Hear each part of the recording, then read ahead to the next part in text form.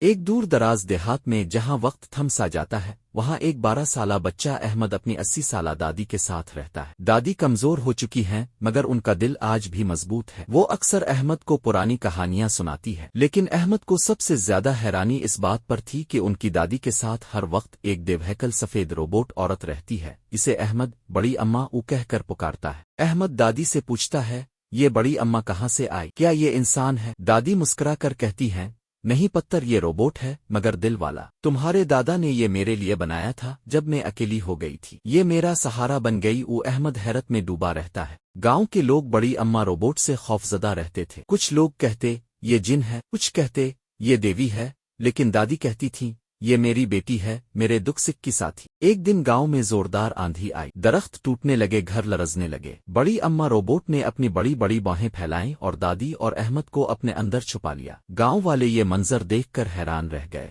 طوفان کے بعد گاؤں والوں کا دل نرم ہونے لگا۔ ایک چھوٹا بچہ بیمار ہو گیا تو روبوٹ بڑی اماں اسے گود میں لے کر شہر کے اسپتال پہنچا آئی۔ اب گاؤں والے مان گئے تھے کہ دل رکھنے کے لیے انسان ہونا ضروری نہیں۔ رات کا وقت تھا، چاندنی چھن چھن کر صحن میں اتر رہی تھی۔ احمد دادی کے پاس آ کر بیٹھا اور آہستہ سے پوچھا، دادی کیا بڑی اماں کو بھی احساس ہوتا ہے؟ وہ بھی ہنستی روتی دکھی ہوتی ہے؟ دادی نے آسمان کی طرف دیکھا اور بولے، پتر، بڑی اماں دل سے نہیں بنی مگر وقت نے اسے دل دے دیا۔ جتنی وفاداری اس میں ہے شاید کسی انسان میں نہ ہو۔ اگلی صبح گاؤں میں خوشی کی لہر تھی۔ ایک پرانا کنواں جو برسوں سے بند تھا اب خشک ہو چکا تھا۔ بڑی اماں روبوٹ نے اپنے طاقتور بازوؤں سے زمین کھود کر پانی نکال دیا۔ گاؤں والے حیرت میں بھی تھے اور شکر گزار بھی۔ ایک دن دادی کو تیز بخار ہو گیا۔ احمد پریشان ہو گیا، آنکھوں میں آنسو، ہاتھ کانپ رہے تھے۔ بڑی اماں روبوٹ فوراً حرکت میں آئی۔ وہ احمد کو دلاسا دیتی ہے اور دادی کو آرام دہ بستر پر لٹاتی ہے۔ احمد کے لیے وہ اب صرف روبوٹ نہیں، ایک خالص محافظ تھی۔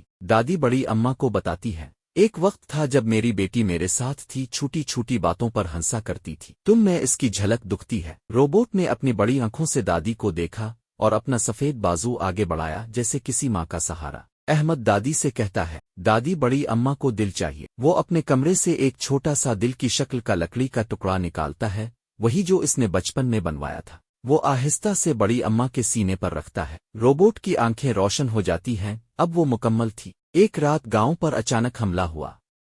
چند چور تکنیکی آلات چرانے آئے تھے۔ احمد اور اماں گھبرا گئے، مگر روبوٹ اماں نے پوری طاقت سے ان کا سامنا کیا۔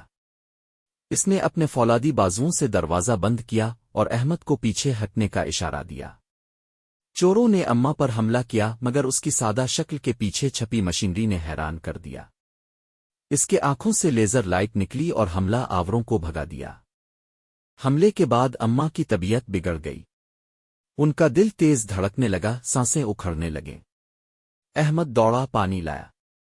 روبوٹ اماں ایک کونے میں بیٹھی مسلسل اماں کے دل کی دھڑکنیں سن رہی تھی۔ اس لمحے پہلی بار روبوٹ اماں نے ہاتھ پکڑ کر کہا، میں کچھ نہیں کر سکی۔ اماں نے دھیرے سے کہا، تاو میری بیٹی ہے، تاو نے مجھے بچایا ہے۔ ایک رات اماں نے احمد کا ہاتھ تھاما۔ ان کی آواز دھیمی اور کمزور تھی مگر لہجہ ہمیشہ کی طرح شفقت بھرا تھا۔ پتر، میری زندگی کی سب سے بڑی خوشی یہ ہے کہ میں اکیلی نہیں مری، میری روبوٹ اماں اور تو میرے ساتھ ہے۔ روبوٹ اماں نے اپنے بازو اماں کے گرد لپیٹے اور پہلی بار اس کی آنکھوں سے روشنی کی بجائے نمی ٹپکی۔ صبح سورج نکلا پر گھر میں خاموشی تھی۔ اماں اب اس دنیا میں نہ تھیں۔